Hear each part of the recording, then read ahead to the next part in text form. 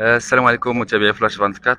معنا محمد والعروس فارس اللي شارك في التأهل التاريخي للمنافسات ديال دار السلام ديال الفروسيه وكذلك الجديده المدينه الجديده. سي محمد اش كتقول لنا الاجواء كيف؟ شكرا فلاش 24 على الاستضافه.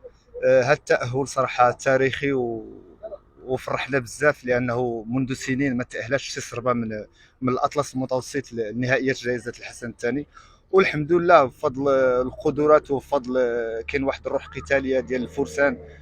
تنشكرهم من هذا المنبر سواء الاحتياطيين او الرسميين وكذلك جنود الخفاء، وكنشكروا كذلك المقدم الهواري ابو طيب اللي دائما كيجينا بخطط جديده باش اننا نحصلوا على بطاقه التاهل الى نهائيات جائزه الحسن الثاني التبريده بدار السلام، وكذلك حصلنا ايضا على بطاقه التاهل الى الجائزه الكبرى لصاحب الجلاله الملك محمد السادس للتبريده بمعرض الفرس بالجديده. ومن هذا المنبر بغينا نشكروا جميع الناس اللي ساندونا وعاونونا، وكنشكروا كذلك السيد والي جهه بني ملال الخنيفره السيد خطيب الهبيل، وكذلك رئيس جهه بني ملال الخنيفره السيد عادل بركات، وكذلك كنشكروا باشا مدينه زاويه الشيخ ورئيس المجلس الاقليمي ورئيس المجلس البلدي لزاويه الشيخ وجميع السلطات المحليه اللي ساعدونا منذ بدايه التدريب حتى حصلنا على بطاقه التاهل الى دار السلام. وكنشكروا كذلك لجنه التحكيم اللي كانت في مدينه بوزنيقه في المباراه بين الجهات اللي كان حسن التحكيم، وكذلك الشركه الملكيه لتشجيع الفرس والجامعه الملكيه المغربيه للفروسيه على حسن التنظيم وحفاوه الاستقبال. والحمد لله التأهل راه فرح الساكنه كامله ديال زاويه. الحمد لله فرحنا كاملين صراحه.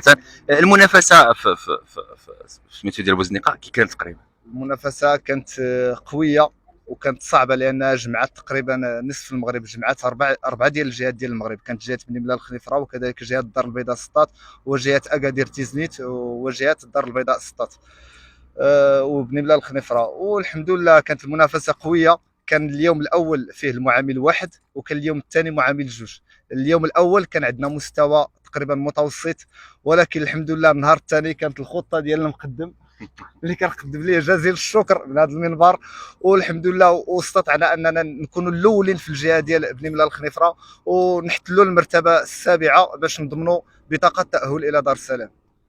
معنا قائد الصربه سي الهواري اللي جاو لنا تأهل تاريخي للمنافسات ديال دار السلام.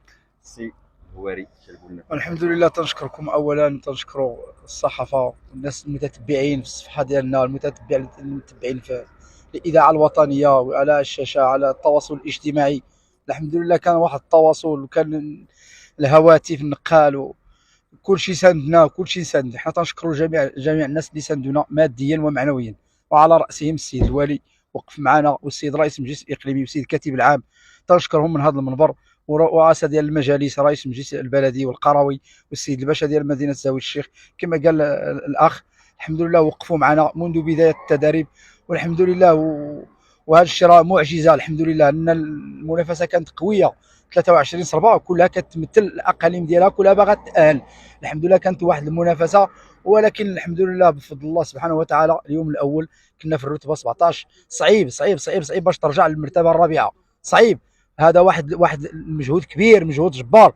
وتنشكر المجموعه جميع المسؤولين، تنشكر المجموعه البرديه كاملين داروا اللي عليهم وداروا المجهودات ديالهم وتبعوا التعليمات، والحمد لله سبحانه من فضل الله سبحانه وتعالى حققنا المبتغى. الجهه ديالنا جهه بني ملال الخنيفره وحققنا المبتغى للساكنه ديال زاويه الشيخ. المجلس الاقليمي العمل ديالنا الحمد لله تنهدي لهم هذا الفوز هذا، وتنهديو هذا الفوز لصاحب الجلاله الملك محمد السادس نسأله الله يشافيه الله يعافيه من هذا المنبر هذا.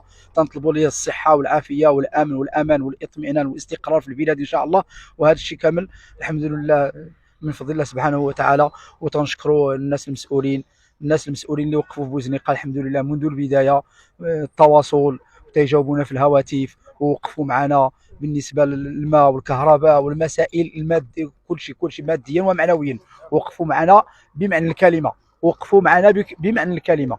تنشكرهم من هذا المنبر.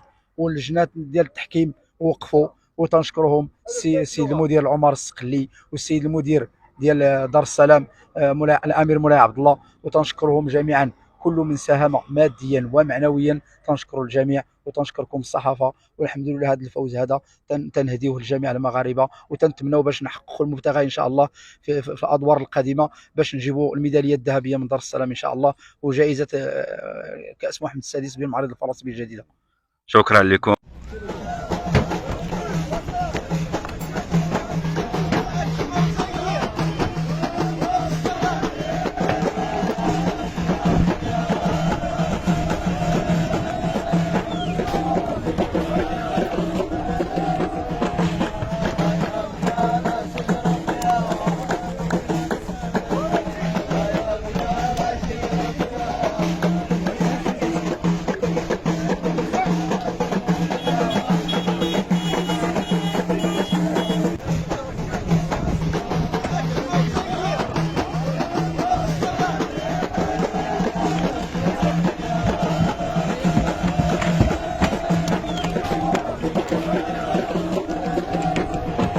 Vite